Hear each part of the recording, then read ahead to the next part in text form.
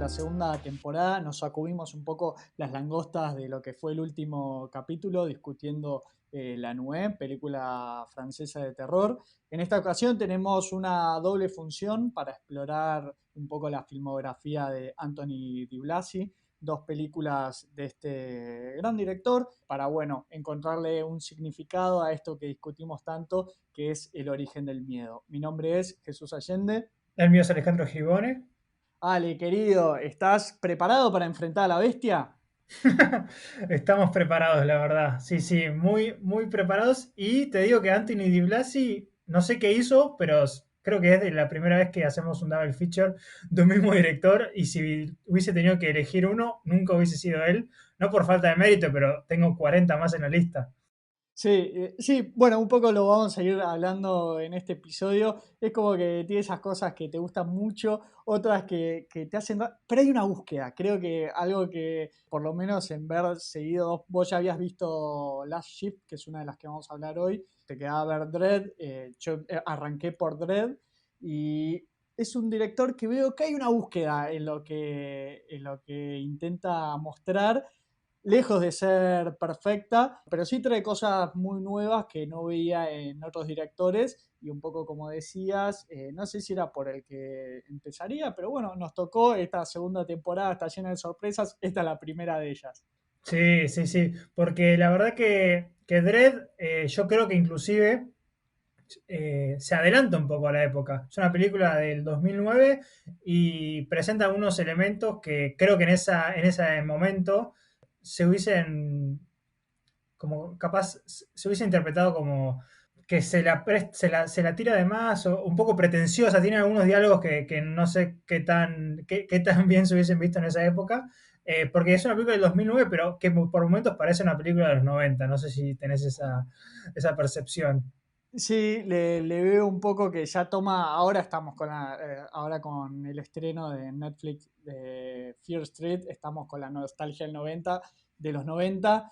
Creo que Dredd se adelanta un poco a eso y trata de agarrar la mística, se la siente noventosa. Un poco también le sentí que agarra el coletazo de esa época del juego del miedo y hay algunos guiños, no te diría que son plagios, pero sí que hay una especie de imitar la estética de a por momentos y esos elementos, ¿no?, del torture porn que tantas veces hablamos. Sí, yo lo primero que quiero poner así en la mesa, ahora voy a leer la sinopsis tal cual yo la leí antes de ver la película y quiero que analicemos si es una sinopsis como fidedigna a la película en su conjunto o a un segmento muy particular de la película. Porque yo la vi con algo en mi mente y no me entregó eso, o por lo menos yo pensé que iba a ser proporcionalmente más. Ahora voy a leer la sinopsis, que dice: con la ayuda de los ingenuos compañeros de clase, el engañoso Quaid lleva a cabo un tortuoso proyecto de investigación que examina los miedos más íntimos de los estudiantes. Una vez armado con estos datos, Quaid atormenta metódicamente a sus desaventurados sujetos, aprovechando al máximo sus debilidades. A ver si puedo adivinar más o menos para dónde quisiste ir. Te estabas esperando por ahí una película de un experimento así más de tortura, más psicológico, por ahí al estilo, ¿cómo se llama esta película, la alemana que después le hicieron un remake? El experimento en el que unos son Mm. carceleros y otros prisioneros, que el remake actúa Adrian Brody, pero no recuerdo el Sí, sí, nombre de la película original, en alemana. inglés es, o sea, en alemán es The Experiment, o sea, el experimento. Y no sé cómo será en inglés. Pero te esperabas algo así. O sea, la película que me entregaron, si la parte que para mí es la mejor, durase por lo menos la mitad de la película, creo que hubiese sido increíble. La sentí muy parecido a lo que nos pasó con Gojin Asylum, una película coreana que en su conjunto es una película bastante normal, que no, digo, se toma su tiempo, no pasan demasiadas cosas, esta es mucho mejor igual, pero tiene unos 25 minutos finales que creo que ahí es donde explota más la obra original de Clay Barker, porque bueno, esto es lo que no dijimos, que está basado en una de esas cuentos cortos que está dentro del recopilatorio de Book of Blood, Pero cuando yo leí la sinopsis, que decía, bueno, que básicamente este psicópata, este sociópata, iba a estar torturando a estos individuos con sus miedos más profundos, dije, bueno, esto va a pasar por lo menos a partir de la mitad de la película. Y no tengo los números o los tiempos, pero pasa como máximo la última media hora y te diría más los últimos 20 minutos. Clive Barker, para los que no lo sepan, es el creador de Hellraiser, el personaje de Pinhead, todas estas series infernales de la película famosa de los 80. Sí, Yo entiendo. Candyman. Candyman también. Y bueno, ya hablaste de Book of Blood, la antología. Claro, yo con ese nombre, que él es guionista, estaba esperando a ver encontrarme con alguna de las criaturas, más si va a tratar tan a fondo lo que es el tema del miedo, pero bueno, se queda más en el plano terrenal del terror psicológico. Sí, en ese sentido a mí me parece bueno, tanto de la historia corta que yo le había comentado a Jesús, que la iba a escuchar, o sea, encontré un audiolibro en YouTube está el cuento corto, lo escuché todo, después vamos a hablar un poco de qué cosas cambia, pero al menos se corre. Usualmente no sé si antagonistas, pero las amenazas de Clever que son muy carnales, ¿no? Justamente juega mucho con esto de la carne y también el metamensaje de la sexualidad y el placer, y acá se queda como más en el terror psicológico, que a mí me gusta igual, ¿eh? De hecho, tomo esto que dijiste de la época de Torture Porn y de Juego del Miedo, esta casi parece un Juego del Miedo psicológica, porque hay una especie de, no sé si trampas, pero pruebas a superar. Lo único que me parece es que tarda mucho en llegar a ese momento. O sea, no me parece mal lo que plantea. De hecho, es muy fiel al cuento corto. O sea, el cuento corto no es que de repente aparece un monstruo, pero me parece que el cuento corto, al ser justamente una historia corta, tardas menos en llegar a ese punto de clímax. Sí, porque tenés un drama adolescente. Me costó definir la época, si es que están como terminando el secundario y empezando la universidad, o bien qué edad tenían los personajes, pero pasa un poco más por la vida de ellos y sus dramas, amoríos y todas esas cuestiones. El tema de la soledad también de uno de los personajes. Pero es verdad que tarda en llegar, porque uno está esperando a que se realice este experimento donde quieren con una tesis demostrar cuál es el origen del miedo, de las fobias, que es lejos lo más interesante, ¿no? El aspecto quizá más profundo, más psicológico, de dónde viene todo eso, y lo de lo que se llama por ahí en el mundo científico lo de estresar al sujeto de estudio, ¿no? De que ahí es donde se ven los resultados más prometedores, que con esta premisa estamos esperando que lo lleven al extremo, pero es verdad que de a momento no entendés bien para dónde va la película o tarda en llegar ese clímax que por ahí es bastante esperable. Sí, porque a mí el concepto del miedo me encanta. De hecho, son esas como emociones primarias que tenemos como seres humanos, para empezar, de carácter evolutivo, o sea, tiene una funcionalidad de supervivencia.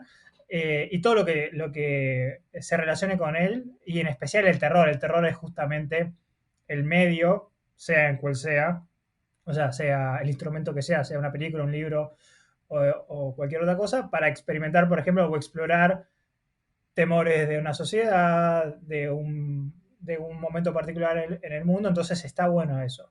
Sí, creo que sí tarda un poco porque al principio hay una construcción que por lo menos me parece que sostenida hay flashbacks y hay buenos, que esta creo que pasa en las películas, hay buenos elementos de, che, ¿te gusta un poquito, viste, la sangre o el gore? Bueno, te doy, ¿no? Porque te doy ahí ahora vamos a ir explorando el personaje Quaid y sus traumas, y creo que eso hace que por lo menos, si no está explotando en este momento la película, te da esos elementos de, che, algo pasó acá o algo puede llegar a pasar mientras te vas imaginando el desenlace final, que creo que es bastante esperable.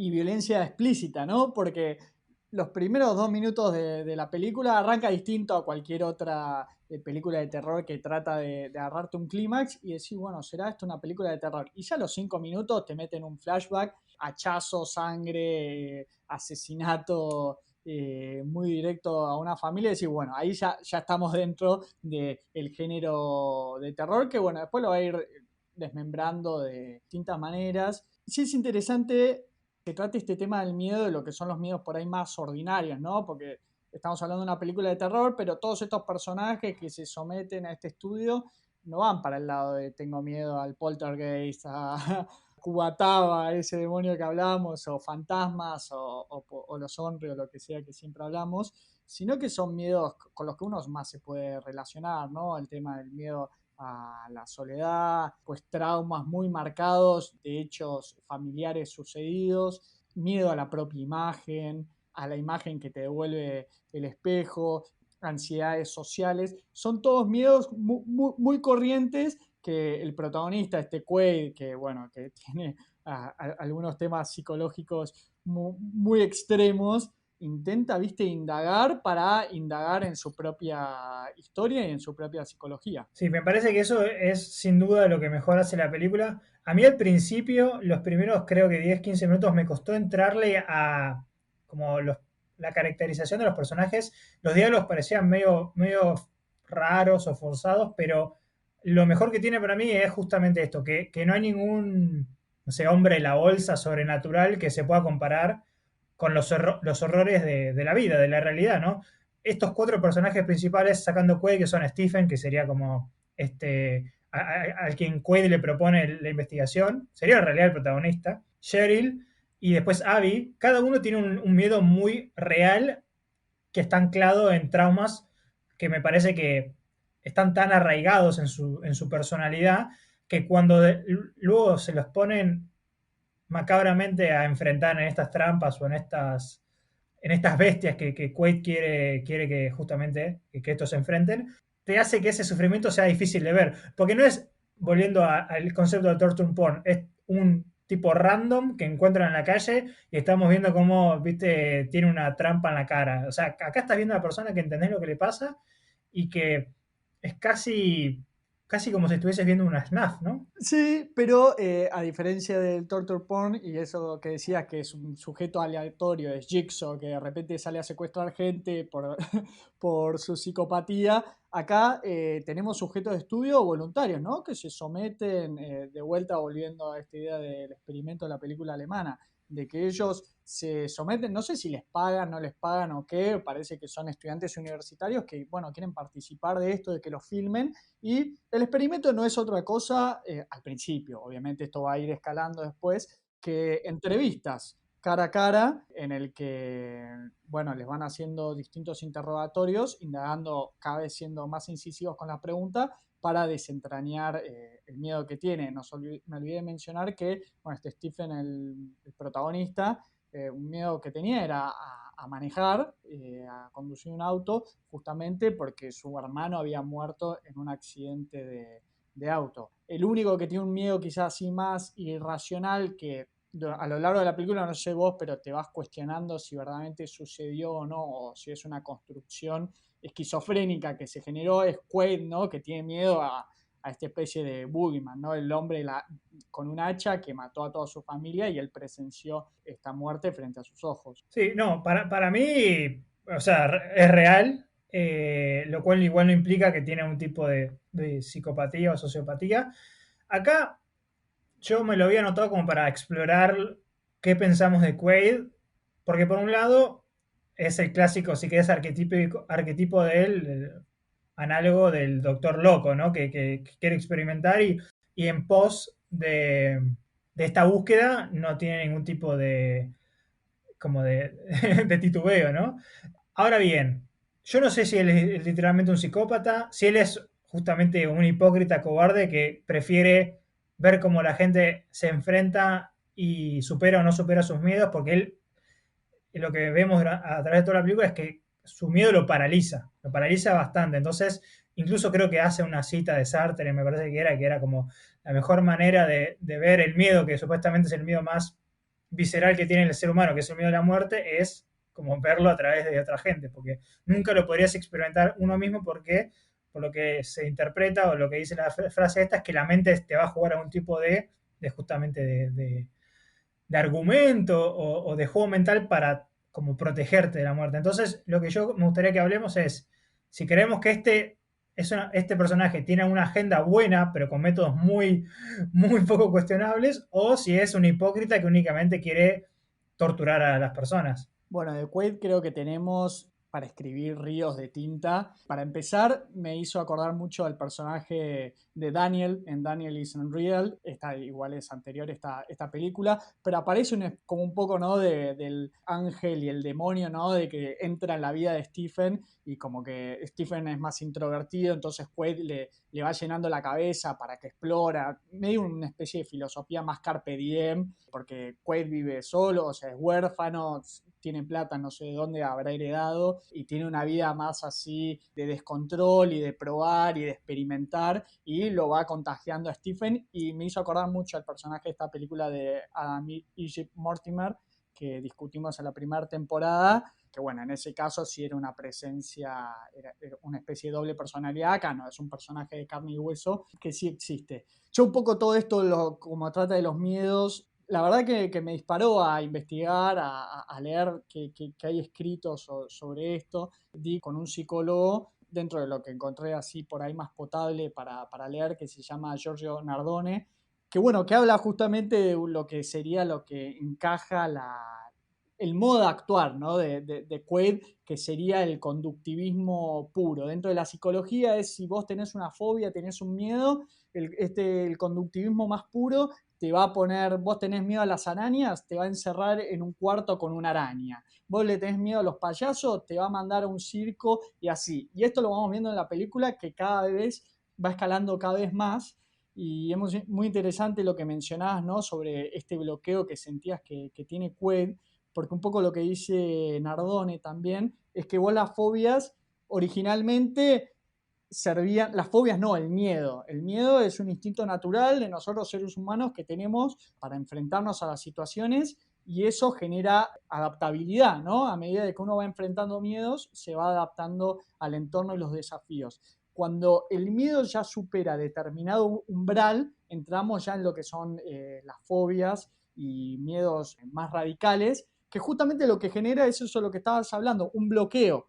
Las fobias, en este caso, atentan con la adaptabilidad y supervivencia del ser humano. Y la idea de la psicología es, bueno, un poco destrabar estas fobias. Sí, porque además, bueno, acá de nuevo caemos en estos lugares de que a veces el lenguaje inglés tiene más, no sé, sustantivos o formas distintas de hablar. Porque la película se llama Dread, que no es literalmente fear o miedo. Por lo que estoy investigando de nuevo, son muchas cosas, pero creo que Dread hace más alusión a como la ansiedad de sentir este miedo y el miedo es frente a un objeto. Porque creo que los temores que vamos a ver, que son los cuatro protagonistas, no hacen mucha alusión a algo en concreto.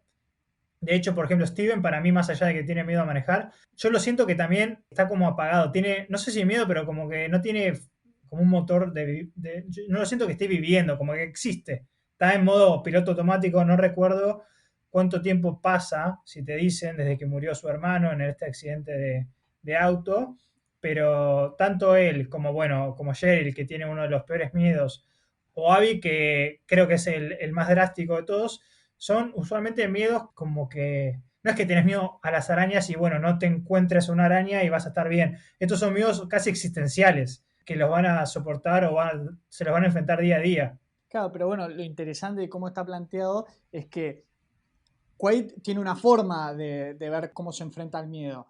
Pero eso mismo, o sea, en la psicología hay un montón de respuestas e interpretaciones de qué hacer con esto. Y a mí un poco lo que me planteó es esto de que, bueno, de que no es que hay una sola opción y respuesta correcta, sino que, bueno, hay distintas maneras de poder enfrentar al miedo y estos bloqueos.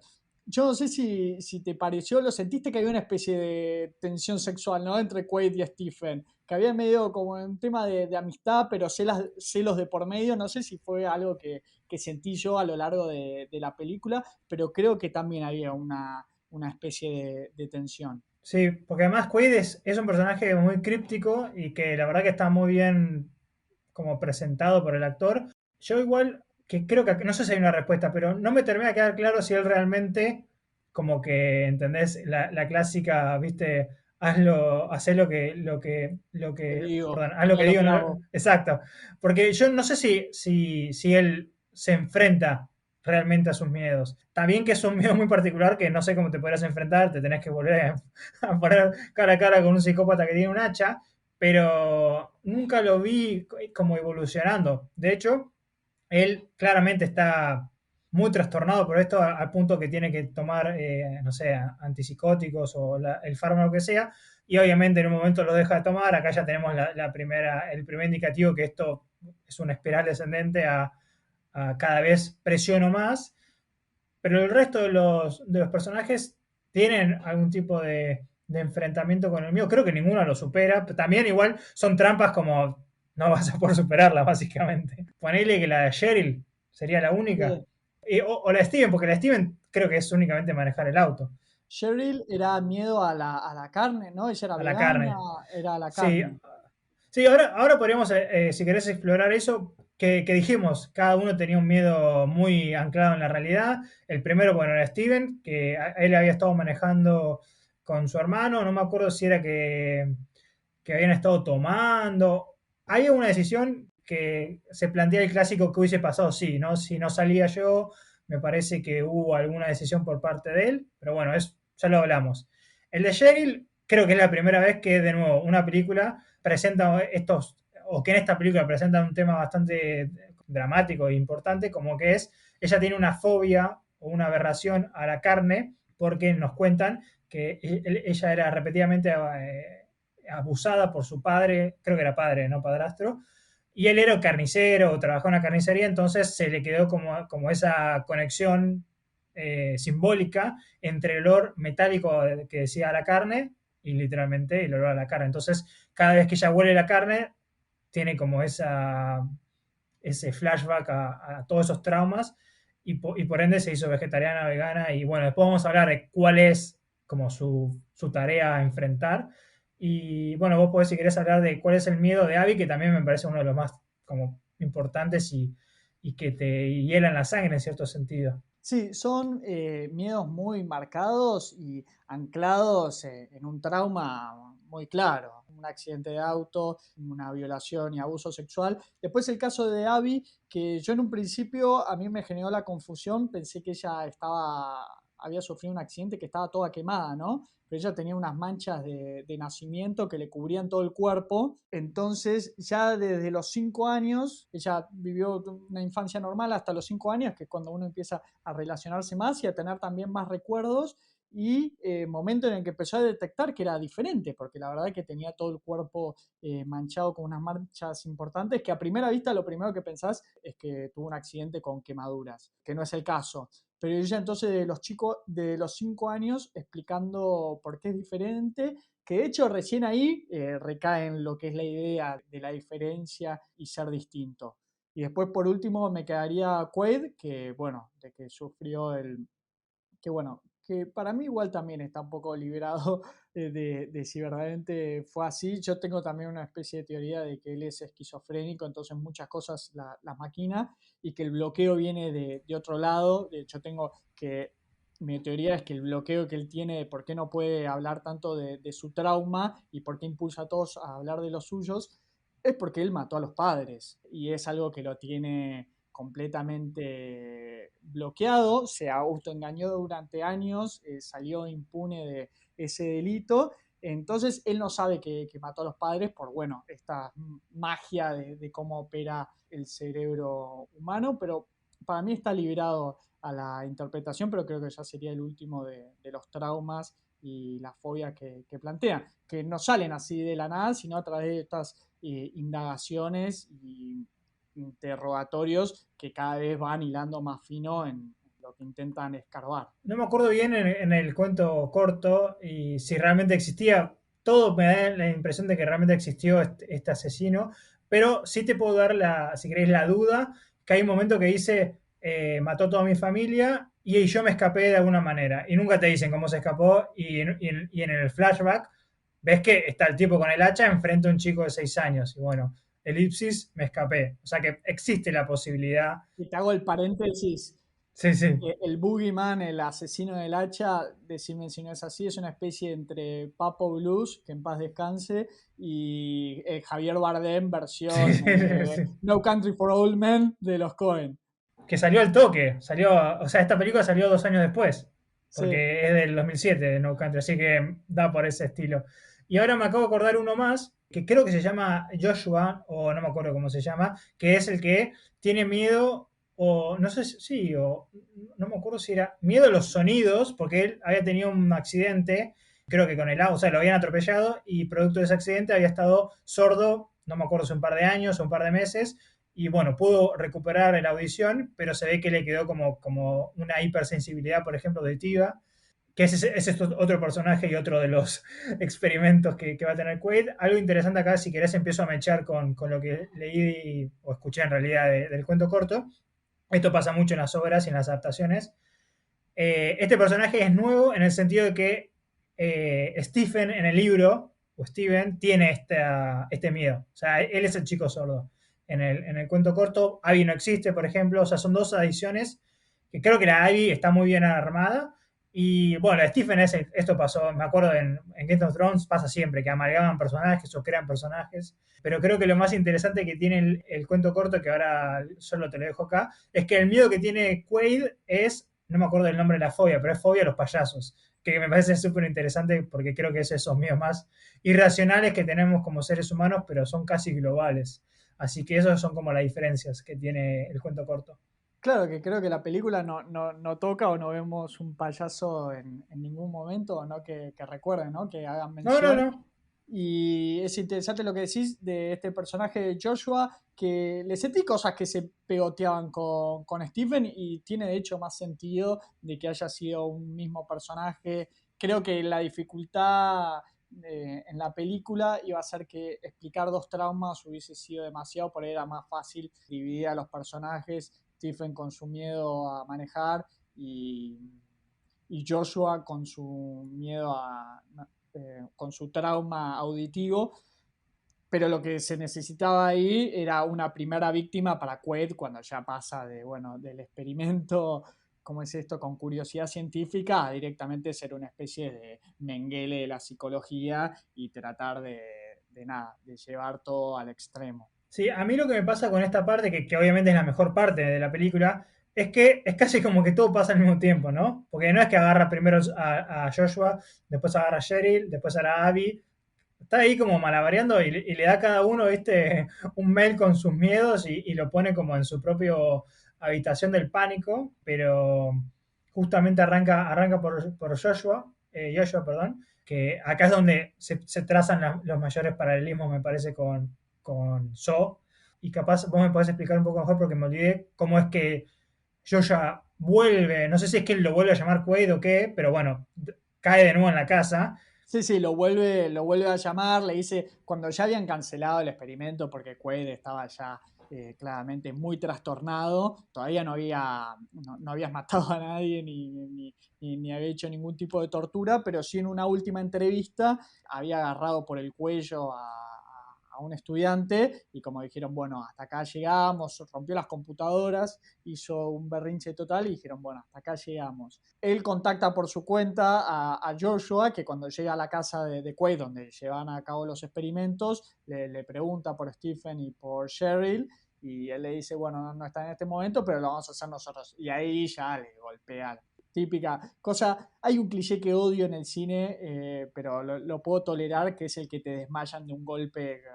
Como que yo siento que cómo calculas para desmayar a una persona y no matarla, ¿no? Si lo golpea con una botella o lo que sea, pero bueno, se ve que siempre tienen bien calibrado el golpe en el cine de que los golpean por atrás y desmaya el elipsis y escena de él ya encadenado y que lo empieza a torturar Quaid. Sí, porque esta película no le escapa a los clichés o a los tropos porque, va, no me quise poner a analizar muy en profundidad este criterio que siempre hablamos, que son los super skills, porque no somos psicólogos, pero Quaid tiene más alarma roja del minuto 5 de la película que ya decís, este tipo no está bien en sus cabales y conforme avanza la película se corre más de, no sé, de cualquier tipo de racionalidad posible. Él también es medio bipolar porque, y acá creo que también es parecido a la caracterización que dijiste de Daniel, porque tiene cierto encanto, ¿no? Él es carismático, sabe qué hablarle, sabe cómo conquistar, que acá, de nuevo, no sé si siempre fue el plan, por ejemplo, con Abby,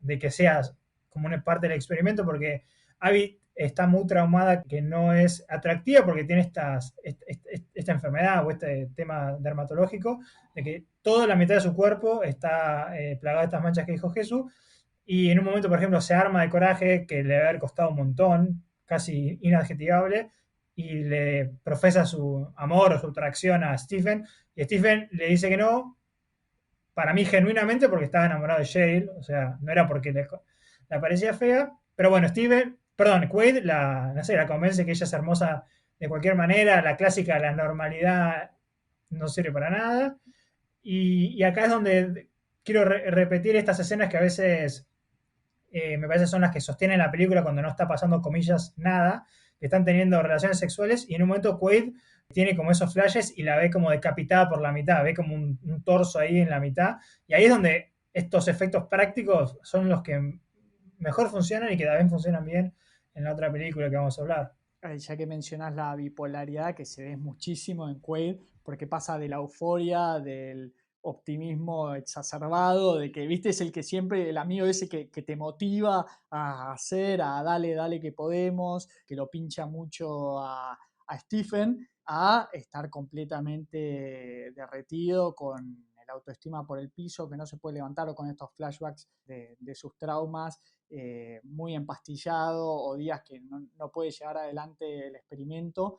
Eh, pero volviendo a esto de por ahí lo que le sentía la tensión sexual y que hablaste del personaje de Abby, un poco tiene como esa personalidad medio parasitaria o algo de que él va siempre detrás de lo que son los intereses amorosos de Stephen, ¿no? Primero por Abby, que un poco la conquista, ¿no? Diciéndole de cosas lindas, alguien que ya tenía la autoestima muy bajo y que tenía un complejo con su imagen enorme, por todo lo que explica, y después también por Sherry, ¿no? Pero va y las destruye, porque primero, no lo mencionamos, pero además Quaid lo que tiene es que es súper talentoso, un gran artista, pinta, también eso forma parte de su personalidad y la pinta de una manera, de la manera que Abby se quería ver, ¿no? Y así la conquista y después la destruye, ¿no? Porque después hay una gran revelación donde le dice la pinta sin las manchas que ella tiene, pero después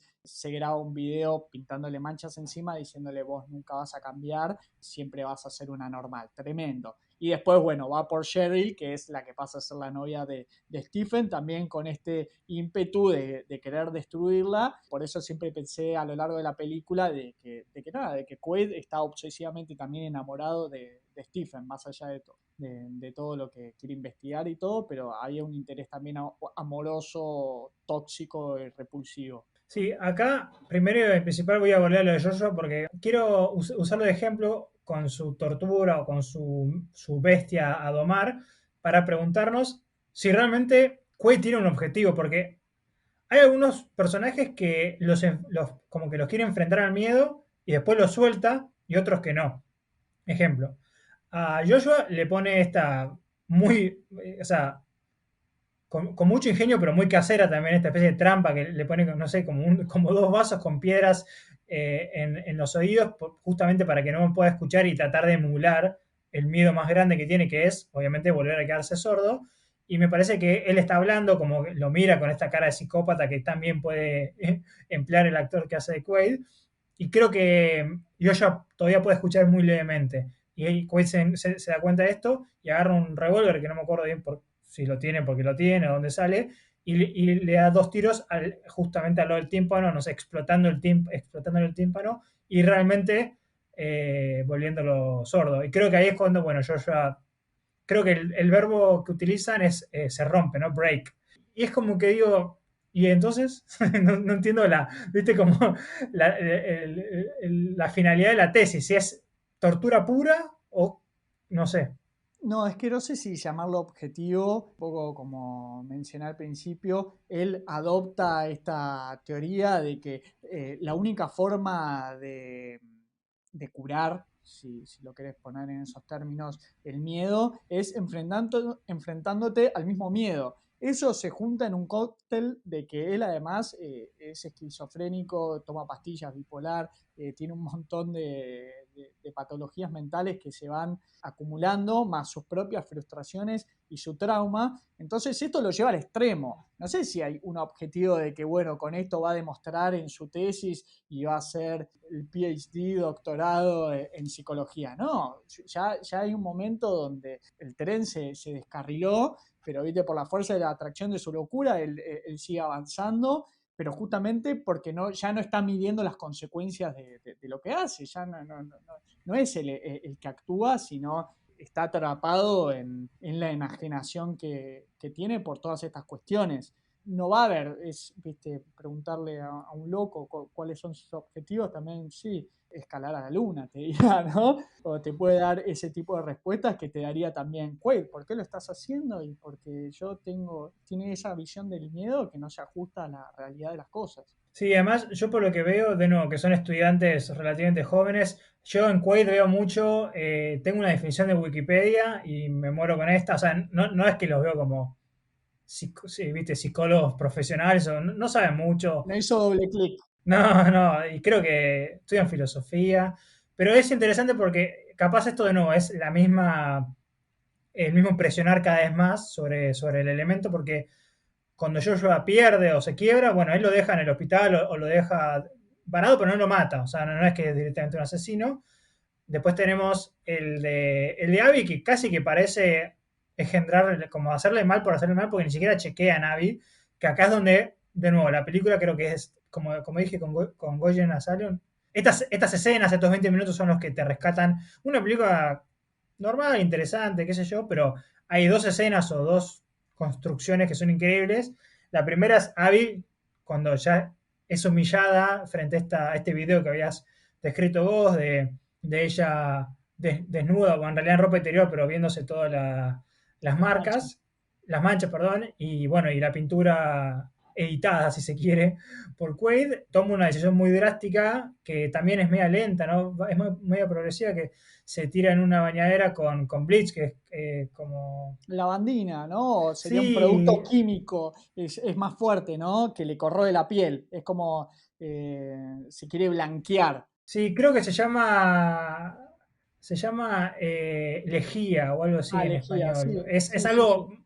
es algo bien, bien tóxico, o sea, no es lavandina, porque te puedes manchar con lavandina. Y no solo con eso, porque se tira en una bañadera con eso y con no sé cómo decirlo, como estos paños de alambre que Sí. usás para lijar y se empieza como a lijar las impurezas de la piel, o sea, las manchas, y ves cómo le sale sangre. Y es una escena muy, muy, muy drástica y de nuevo, y que te impacta porque te duele la humillación que siente, porque realmente es un personaje tridimensional, no es Es el más como, lindo y el mejor construido, lejos.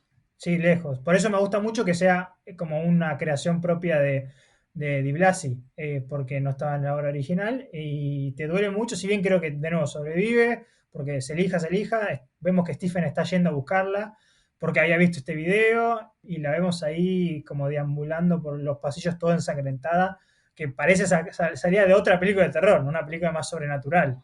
Y después la otra escena, que ya sería de las últimas, que Cheryl, la novia de Stephen, que tenía fobia a la carne, Quaid directamente la decide encerrar en un cuarto con un pedazo de carne, ¿no? Que se va pudriendo y a medida que van pasando los días, ver probando cuándo iba a romper esa barrera en la que iba a tener que comer carne por su propia supervivencia y vamos viendo que la carne se va gusanando, acá sí nos metemos más en el terreno de Saw, el juego del miedo, que vemos que está enfrentándote en ese cacho de carne que es comer o morir, y ya ahí no hay filosofía que pueda aguantar, ¿no? Y romper este trauma que le impedía no comer otra cosa más que verduras. Sí, esta diría que es la escena o la construcción de escenas, porque es bastante alargada y van y vienen, pero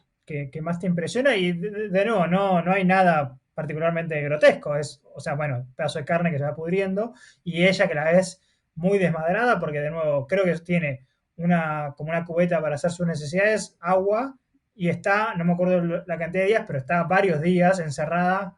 Acá de nuevo, las alarmas, esa casa era una casa de un psicópata porque tiene sótanos escondidos, ¿te acordás porque ella acá de nuevo, tomemos las libertades, va a buscar como el disco duro, porque como habías dicho, rompió la computadora.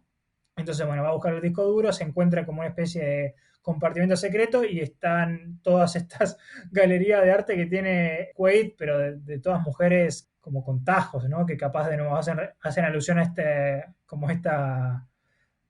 trauma que tiene. Él pintaba mujeres desnudas y decía que lo hacía por el placer de pintarlas y que después, algo que parecía hasta melodramático o Sí, sí, sí. exagerando mucho lo artista que era, pero que como un artista de lo efímero que pintaba y después creo que las prendía a fuego o las rompía. Después acá descubre Cheryl que era mentira, que tenía un cuarto donde están todas guardadas, pero faltaba como el retoque final a cada uno que les hacía como tajos o le ponía cruces en los ojos que decís, bueno, acá este es un trastornado, pero bueno, uno puede ser un artista y expresar el morbo y que quede puramente en arte, todavía acá no sabemos si es un asesino o no, pero bueno, ahí sí vemos que cruza la última frontera Quaid, que la secuestra y la tienes durante días y días encadenada con este pedazo de carne. Sí, porque esto es lo que más o menos traté de explorar, porque no tengo una respuesta que es que para mí Quaid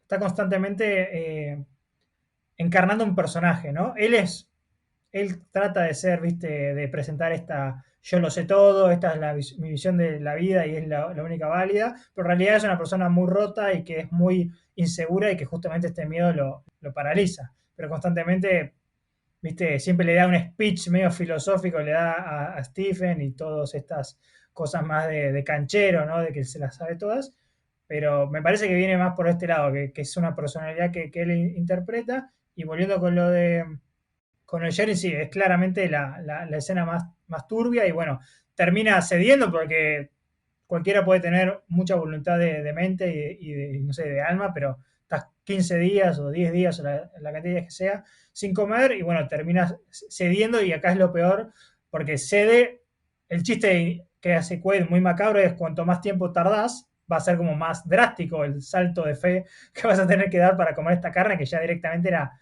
color Coca-Cola, ¿no? Era negra, negra con gusanos. Y acá es donde digo, aún así no la suelta. Esto es donde digo que ya no sé si directamente es bueno, vas a estar acá de por vida. Y nos quedó para el final, pero bueno, que teníamos que mencionar también la otra película de Di Blasi, que es Last Shift. Después está Dread 2009, está 2014. Ya ves que hay algunas mejoras técnicas en la dirección. Sería una especie de película de terror de morgue, pero en una estación de policía. Yo le encontré cosas así de la autopsia de ¿cómo era?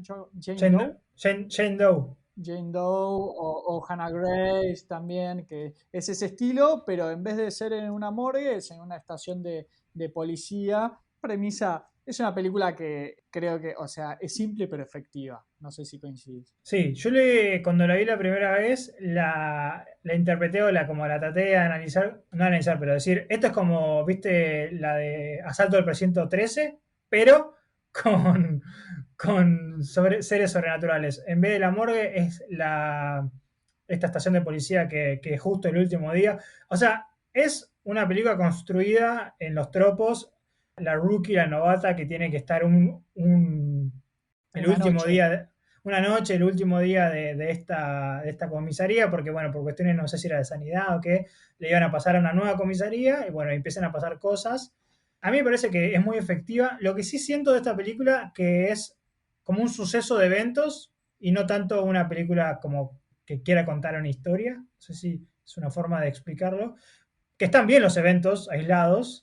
Obviamente la segunda vez que la vi, bueno, ya entendía un poquito más el tempo, pero que construye bien sus cosas y que de nuevo sentís, ahí hay un gran trabajo de edición de sonido y de cómo, de nuevo, que es lo que más me gusta de la película, sea terror o no, de una sola ubicación, de cómo expanden un microverso de tener una casa o tener una morgue o en este caso esta estación de policía para como que te sienta mucho más grande de lo que es. Porque la diferencia de Dredd, que tiene esa búsqueda de, bueno, entendamos de dónde viene el miedo, tiene una pata más filosófica, coincido con vos en esto de que esta está más apalancada en la acción, es una sucesión de hechos, es una historia que es así y no hay que darle mucha vuelta a los sucesos ni tratar de interpretar a los personajes. La personaje principal es una policía, el padre era policía, estuvo involucrado en eventos con un culto al estilo de la familia Manson y la historia es esa. Con todo lo que analizamos de los personajes de Quaid, de Joshua, de Stephen, de Cheryl, acá no hay un análisis que se le pueda hacer muy filosófico sobre el sentido de por qué actúan de determinada manera los personajes, sino que se va a tratar toda la película de ella tratando de sobrevivir a eventos paranormales, obviamente al principio los tropos típicos de que cree que es una broma que le están haciendo los policías más veteranos. Tarda un poco para mí en que le caiga la ficha, que digo, bueno, podría haberse avivado un poco antes porque ya era evidente y vive cosas que bueno, también lo podemos justificar con estos juegos que hacen la mente también de que uno trata de buscarle la respuesta más racional a los eventos más irracionales y bueno, tampoco podemos saber cómo reaccionaríamos ante los mismos eventos, pero bueno, ya vemos que hay fantasmas y criaturas que están muy bien hechas, ¿no? De que después le vamos poniendo cara a las criaturas que son las víctimas de estos, una familia que además que se llama el culto los Paimon, ¿no? Que es un juego, me imagino que también la entidad que explora Ari Aster en Hereditary, ¿no? Como un acólito del diablo, que es de las cosas que me parecieron más interesantes, pero la historia es así, arranca en un momento y los eventos se van concatenando hasta el desenlace final. Puede ser esperable lo que sea, pero no hay filosofía más profunda detrás de eso. Sí, sí, de nuevo, esto es una película correcta de nuevo, quiere que la pases bien o mal, o sea, quieras que te estés entretenido, solo para hacer una mega exploración o comparación. Hay una especie de miedo, ¿no? Hay justamente la protagonista que creo que hace un buen trabajo, más allá de que es bastante ingenua, de que el padre murió justamente enfrentándose a estos Manson wannabe, y entonces como que quiere estar a la altura de la situación, y comparto que hay dos o tres momentos que decís, ya está como para que te despierte, ¿no? O sea, si de repente prendés la luz y tenés 40 sillas que están ordenadas de una manera casi que rompen las leyes de la física, y de repente la apagás y no están más, y no es una joda que te están haciendo tus amigos, pero bueno. U otras escenas donde está encerrada con espíritus que le aparecen de atrás o algo y ella como que lo bloquea, como que no vio nada. Sí, sí, a mí lo que me pasó la segunda vez que lo vi, no sé qué te pasó a vos, porque digo, no es lo mismo, es que ya en un momento dije, ya me podrías cortar el chistecito de la llamada, porque hay muchas llamadas telefónicas y ya te empiezan como que es demasiado reiterativo, pero después quieren meter una historia que está en el punto justo que te la quieren calzar, o sea, como que te la quieren presionar. Hay un montón de inconveniencias de justo, es el último día de la comisaría de justo, es el aniversario de un año de los Paimon. Y ella es la hija del policía que reveló, viste, que capturó a esta secta. Sí, sí, sí es una especie de... Porque no hay una razón por la cual están pasando las cosas. O sea, uno podría analizar que, bueno, quiere el caos por el caos mismo, entonces de alguna manera Paimon con sus poderes que no sabemos si existen, como que arma todo este esquema, ¿no? Muy en el sentido de me voy a mofar de las cosas que más te duelan, existirá una razón.